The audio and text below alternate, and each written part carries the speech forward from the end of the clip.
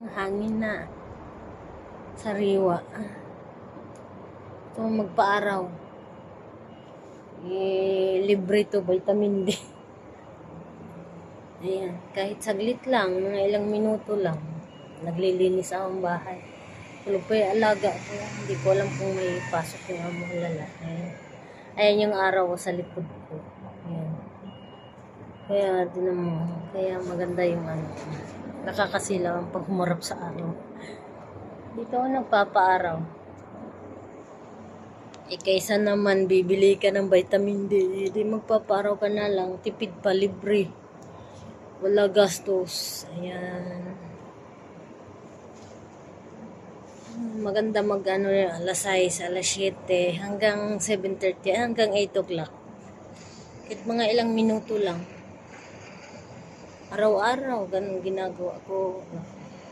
Pipicture ako dito, magbibideo. Para lang masinaga ng araw. Diyan, salamin, oh.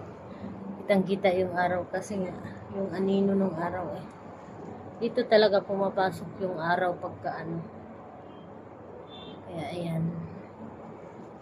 Nagmumuis nga lang. Pag lumabas ako, nagmumuis yung kasi nga, yung aircon. Malakas yung aircon sa loob ng room, tapos dito sa labas mainit, kaya nagpapawis. Kahit mga ilang minuto lang ako dito, mga arawan lang. Itong mata ko ma-update na naman, hindi na ako nakabisita sa optal ko. Ang hirap kumuha ng ng appointment.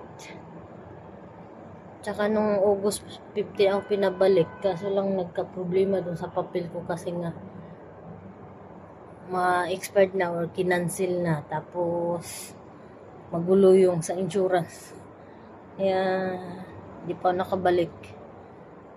Hindi ko nga alam kung magagamit ko pa yung daman, na-renew naman, kaso lang sabi dun sa system expired na daw. Gusto kong subukang gamitin, maganda kasi ang daman kaysa Orient, lalo na bronze yung daman na yun. Magpainit lang kahit ilang minuto. Ito ko lang mga arawan.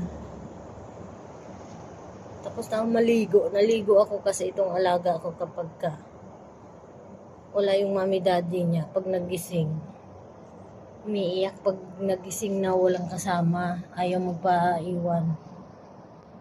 Kaya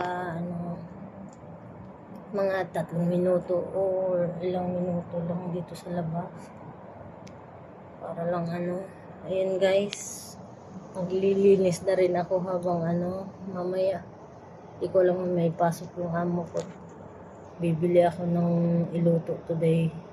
Bye muna.